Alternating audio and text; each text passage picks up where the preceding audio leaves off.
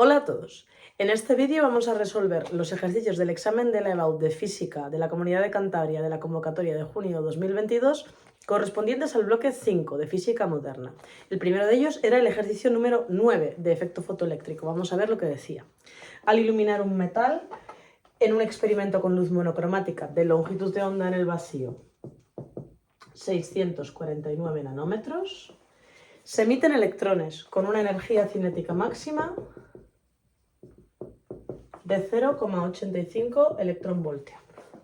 Al iluminar nuevamente el metal con una luz monocromática, pero de diferente longitud de onda,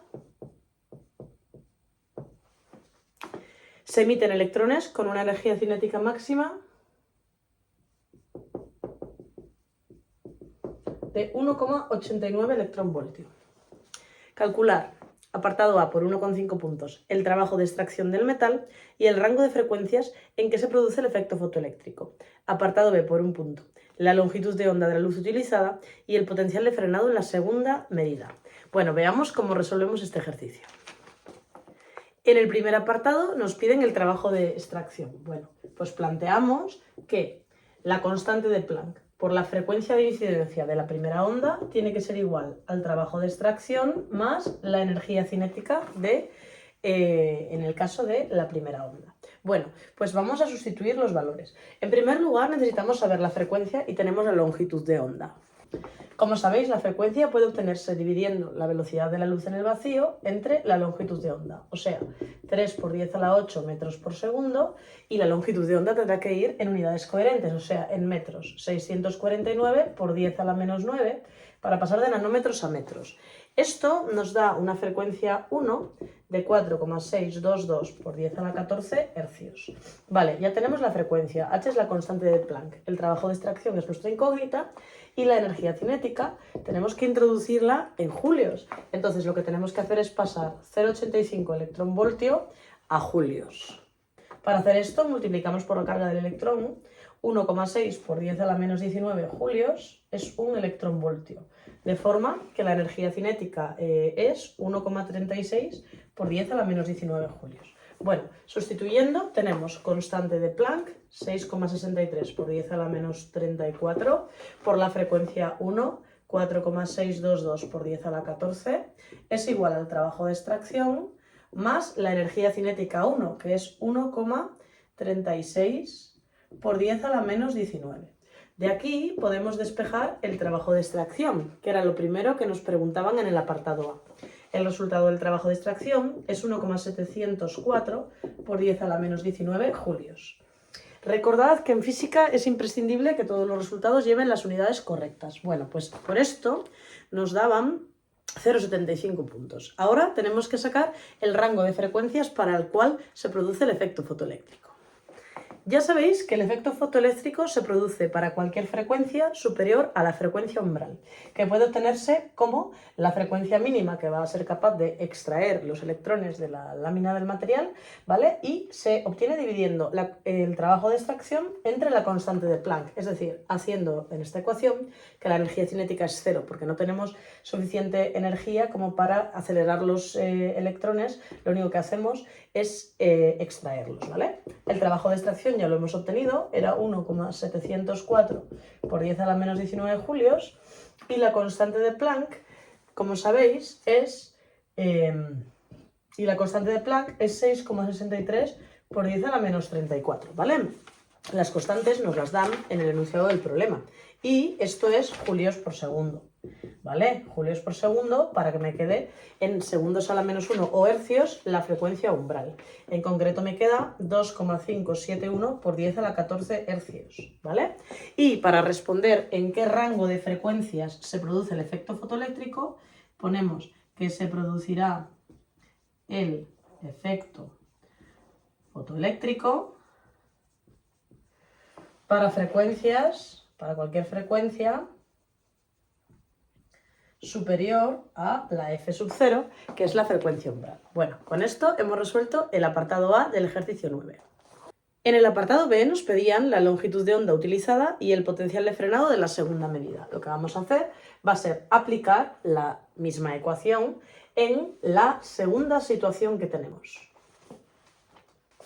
la constante de Planck por la frecuencia 2 va a ser igual al trabajo de extracción más la energía cinética 2.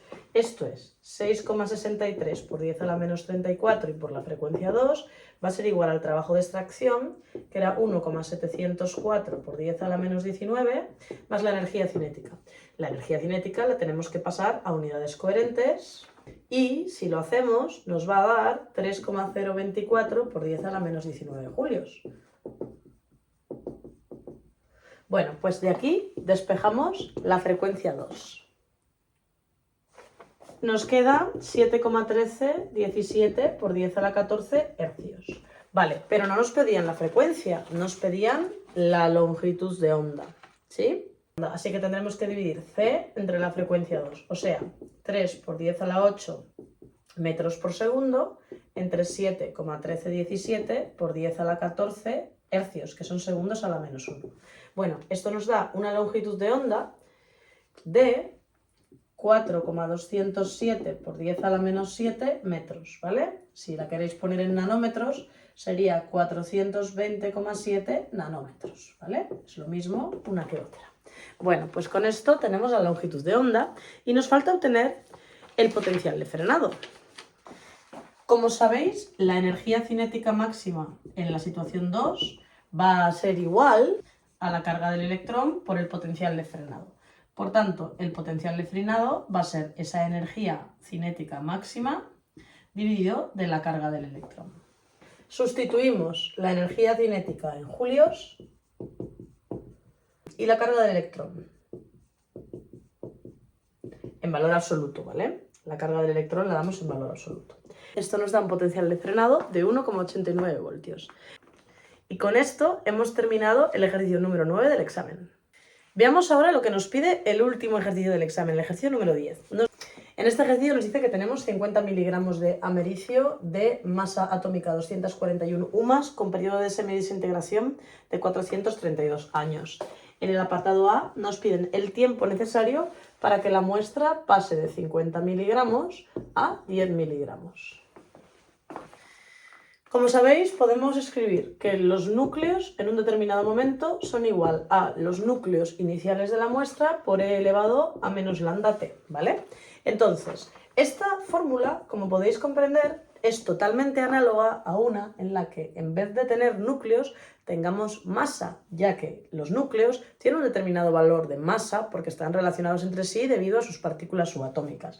Entonces, yo puedo pasar de esta fórmula, que es la que solemos utilizar en los ejercicios, a una que sea que la masa en cualquier momento es la masa inicial por e a la menos lambda t. Así que ya tengo la masa en un momento determinado, que es 10 miligramos. Tengo la masa inicial, que es 50 miligramos, y lo que necesito tener es el valor de menos lambda, porque t va a ser la incógnita. ¿Cómo obtenemos el valor de lambda? Pues a partir del periodo de semidesintegración.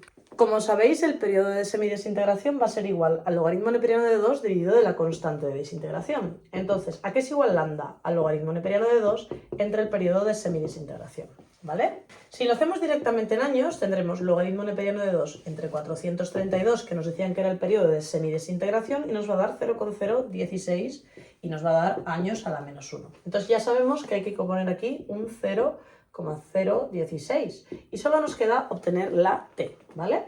¿Cómo despejamos la t de ese exponente? Bueno, despejamos. Pasamos 50 a dividir y entonces se queda 10 entre 50, sería un quinto.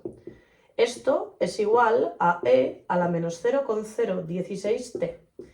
¿Cómo eliminamos o cómo bajamos una incógnita del exponente? Aplicamos logaritmos en el término de la izquierda y de la derecha de la ecuación. Una vez que he aplicado logaritmos en la izquierda y la derecha de la ecuación, sigo por aquí, ¿vale? Lo que me queda va a ser logaritmo neperiano de un quinto y, como sabéis, propiedades de los logaritmos me permiten bajar los exponentes de una exponencial delante a multiplicar. O sea, menos 0,016t por el logaritmo neperiano del número e. El logaritmo neperiano del número e es 1. Por tanto, podemos despejar que el tiempo va a ser igual al logaritmo neperiano de un quinto dividido de menos 0,016. Y este tiempo nos va a salir en años, ya que el lambda lo estábamos introduciendo en años. En concreto, nos sale 1005,89 años. Y ese es el tiempo necesario para que 50 miligramos de americio se conviertan en 10 miligramos. En la segunda pregunta nos dicen los valores de la actividad inicial y final y hay un dato que nos están dando que es el número de Avogadro, 6,02 por 10 a la 23, moles a la menos 1, ¿vale? Nos están dando el número de Avogadro que lo tendremos que utilizar para algo. Bueno, vamos a ver cómo sacamos la actividad. Como sabéis, la actividad inicial va a ser la constante de semidesintegración por el número de moles iniciales y la actividad final, en cualquier momento, va a ser la constante de semidesintegración por el número de moles que tengamos en ese momento. Tenemos que sacar el número de moles que tenemos en ese momento. ¿Cómo lo haremos? A partir de las masas. ¿Cuál es el número de moles iniciales? Bueno, yo tengo una masa de 50 miligramos y tengo la masa molar y me dan también el número de Avogadro. Pues si yo divido la masa en gramos, que es 50 por 10 a la menos 3 gramos, entre la masa atómica, que son gramos por cada mol, ¿vale?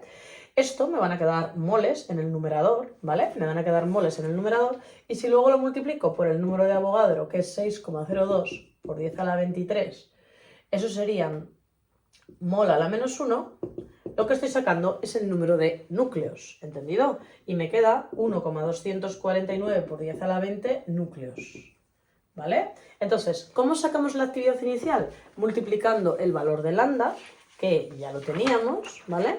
El valor de lambda lo hemos sacado previamente y era 0,0016 años a la menos 1 por los núcleos que acabo de sacar, 1,249 por 10 a la 20 núcleos, ¿vale? ¿Qué me queda entonces? Los núcleos emitidos por año, o sea, 1,9984 por 10 a la 17, esos son núcleos o emisiones por año, ¿vale? Claro, si yo lo quiero sacar en becquerel, ¿vale? En BQ, tendría que pasar a emisiones por segundo. Pero como no me especifican las unidades en las que lo quieren, pues lo podemos dejar en estas unidades, ¿vale?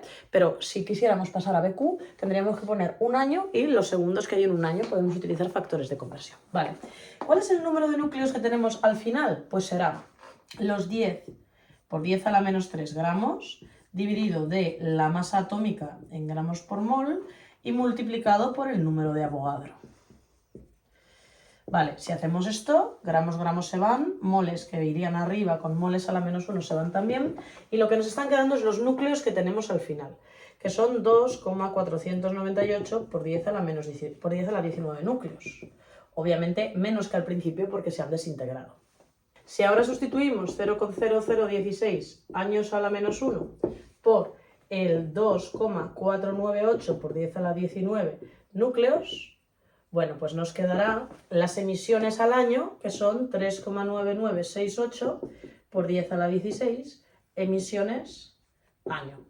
Lo dicho, como no me especifican en qué unidades quiere que dé la actividad, podemos dejarlo en emisiones por año y no es imprescindible pasarlo a BQ. Bueno, pues con esto queda resuelto el último ejercicio del examen, en el cual el apartado A valía un punto 25 y el B otro punto 25. Espero que haya quedado claro y nos vemos en los vídeos del examen de física de la EBAU de Cantabria de la convocatoria de julio 2022.